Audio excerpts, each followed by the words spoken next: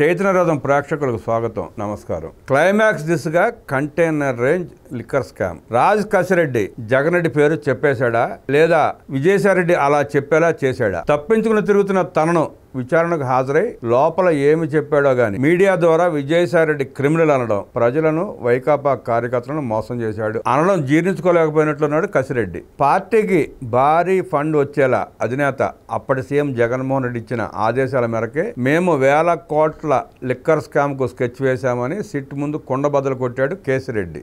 ఆ కట్టల కంటైనర్ల ముడుపుల సొమ్ములు ఎవరికి ఎలా చేరవేశారో అనే విషయంలో ఇంకా మారాన్ చేస్తున్నాడు రాజ్ కసిరెడ్డి. చూస్తుంటే విజయసాయిరెడ్డి చేసిన ఆరోపణకు సిట్ ద్వారా జగన్ రెడ్డి పట్ల, పార్టీ పట్ల తనకున్న విధేయతను చట్టబద్ధ సాక్ష్యం ఇచ్చి మరీ నిరూపించుకున్నట్లుగా అనిపిస్తోంది. జగన్ రెడ్డి కార్యదర్శి ధనుంజయ రెడ్డి, ఓఎస్డి కృష్ణమోహన్ రెడ్డి ఈ స్కామ్ స్కెచ్ ను ప్రభుత్వ పాలసీగా అన్ని తామే అయ్యి రూపకల్పన చేసిన విషయాల నుండి అన్ని కేసిరెడ్డి చాణిక్య చెప్పేసినట్లున్నారు. ఇక భారతి గారి ఆడిటర్ బాలాజీ గోవిందప్ప సొమ్ములు ఎలా మళ్లించాడో చెప్పినట్లున్నారు. తమ ఆదేశాలను అమలు చేసే ఈ ముగ్గురి అరెస్ట్ను తప్పించడానికి ముందస్తు రక్షణ సుప్రీంకోర్టు ఇవ్వకపోవడంతో సుప్రీంకోర్టులోనే వారి చేత స్పెషల్ లీవ్ పిటిషన్ వేయించినట్టున్నారు. బెంగళూరులో బెదురుతున్న జంట వారు అరెస్ట్ అయి కక్కే ప్రతి విషయం తమ మెడకు చుట్టుకుంటుందని తెలియని అమాయక జంట కాదు వారు. అసలే గుండెపోటని నమ్మించగల గుండె తీసిన బంట్లు వారు. మొత్తానికి 1 కోటి మందికి పైగా జనాల ప్రాణాలు, ఆరోగ్యాన్ని పణంగా పెట్టి